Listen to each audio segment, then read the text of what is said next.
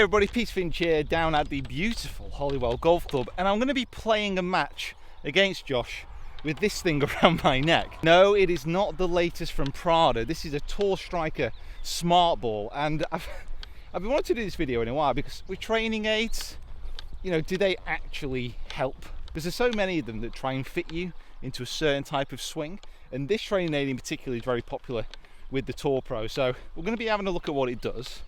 We're going to be having a look at how transferable it is onto the golf course, and what you could also learn from using some training aids for yourself. Road hole. There's the road. This is Josh Charnock, head professional here at Holywell Golf Club, and we're going to have a match. Barada. Barada. With a bit of a difference. How are we, mate? You okay? I'm good, thank you, mate. You? This is wonderful. If you've not seen Josh before, he's appeared on a couple of videos before. Josh was one of my very first lessons, and he's now a head professional, and I'm still incredibly immature.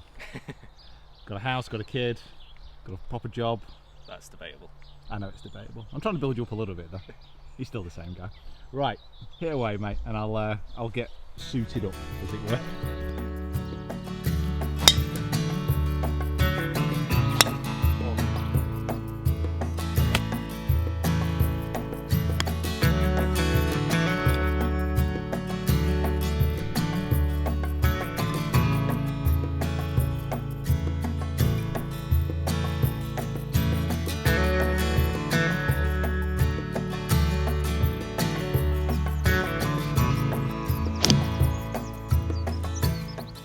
Well, you can tell who's the local around here. Josh just pitched into the middle of this gorse bus and spat it out.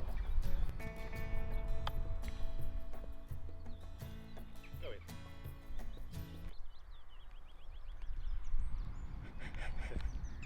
in. Gotta make the most of your background. Wow! That's the key to this video.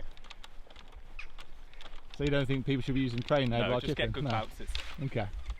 Now this particular train aid is all about connection. It's all about connection. Connection with the arms, to the body, connection with the soul, to the spirit of the earth, to golf itself. I might have made that a bit up.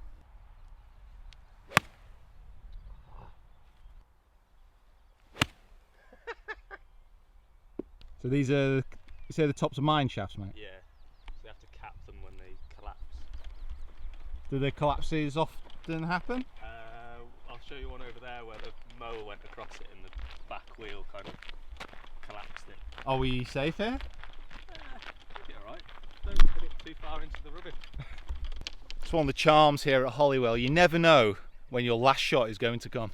So I've used this train aid before on chipping and pitching, and to be honest, that does still feel quite nice, but on the full shots, I mean, I'm playing terribly at the moment anyway, but on full shots it feels different, shall we say. So I don't want anyone watching this to get me wrong. I like training aids, but only to the extent that they need to be tailored to the right golfer. Now what I mean by that is if someone comes in for a lesson with me, I'm going to be looking at their swing, I'm going to be changing aspects of their technique to improve that strike, improve ball flight. Now I want to work with their technique. I don't want to completely rip it up and start again. And what that means is certain training aids that really try and get a golfer in certain positions so they're more technically correct might not work with that player. For example, if they've got a very flat backswing but they can return it to a good impact position, what's going to be the point in using a training aid to work on their backswing? That's not what they need to work on. These are very hypothetical situations. Whereas that same golfer might be struggling in their transfer of weight. That would be an area that I could apply a training aid specific to their swing.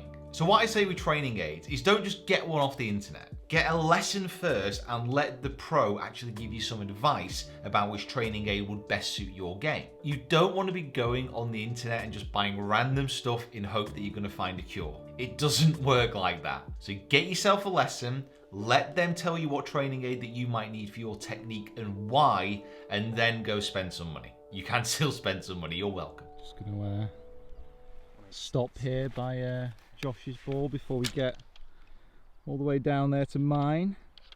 Good 30 yards further on. I can hardly move my arms. Cheap talk when you're 3 down. Yeah, but listen, 3 down, it's not a permanent state of affairs. It's going to change before very quick.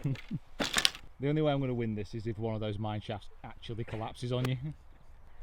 I hope that doesn't happen, by the way. As hilarious as it would be, Yeah, as long as you survived, you know, Survive. as long as you were healthy on it, as long as it was a good mine shaft collapse, not a bad one. Oh, that sounded immense. Can't quite see with the sun, but it looked good.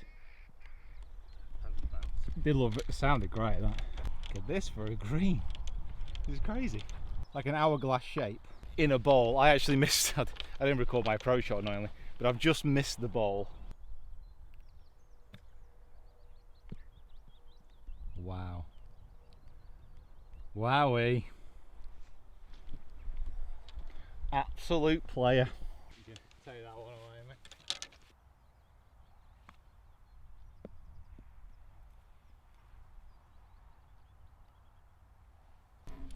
Disgusting.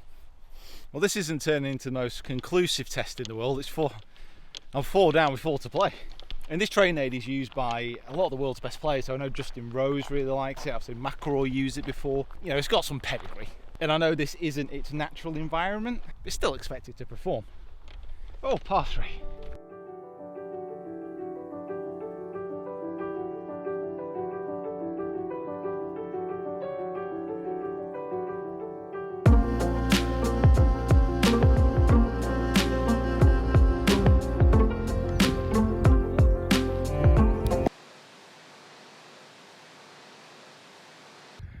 He's already chipped in once today.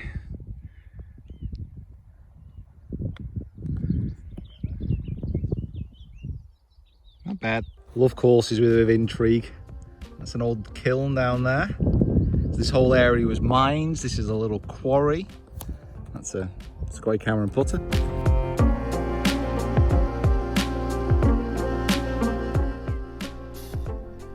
Don't go in. So these all. So apparently these were the workings to get down into the kilns from above. Really? Don't quote me on that. No, come on, you're the local historian No, today. I'm not. I'm just telling you. Some people say they're bomb craters. Professor Charnock, we need to know. The end may be nigh. Oh, actually, no, he's just short. Could do with a 3-putt here from him. Could do with a 3-putt from Josh. I don't think he's going to give me it. But...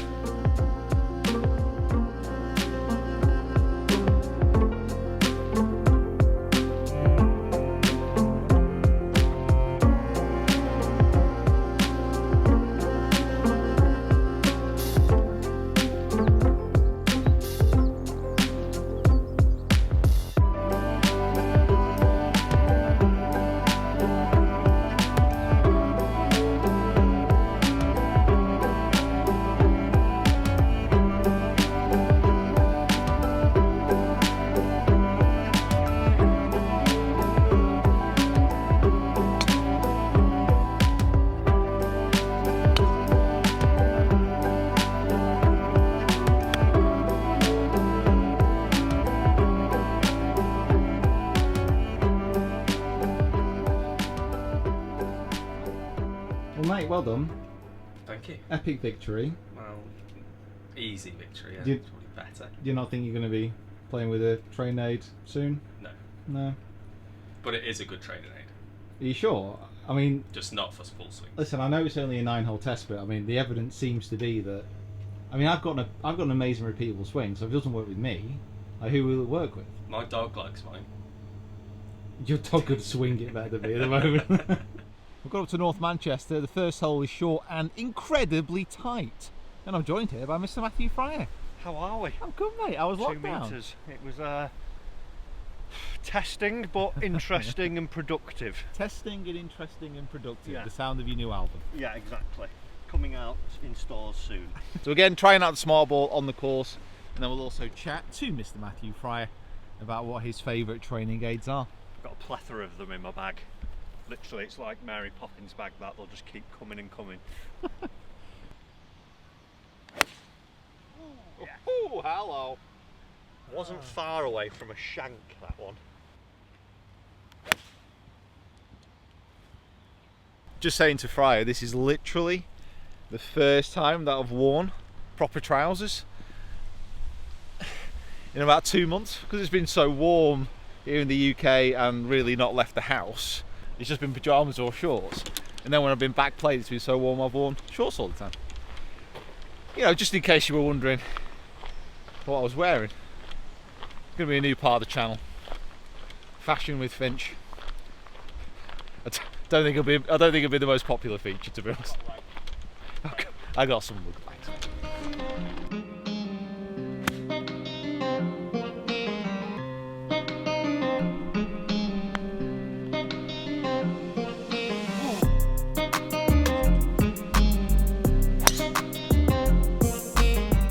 So Fry, talk to me. Give me two of your favourite training aids. Two of them. Hit me with the knowledge. What are people best actually looking for? I've not got it exactly here, but I do have this one, which is a great representation.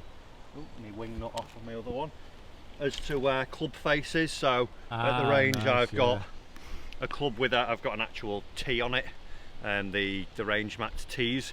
But a great way just for people to see where club face is, because say like a lot of slices when we get them in the bay, on the way back very prone to opening the face, and they don't really, they sort of under egg how much they're doing it. So as soon as you put something like this on and you estimate, and sorry, you show people what's going on. Let's get around there. So what Fry is doing here as he takes it back, that's obviously that's going to be open. Yeah, and like for me, probably like you want to get more people into a shut club face because of the slicing aspect.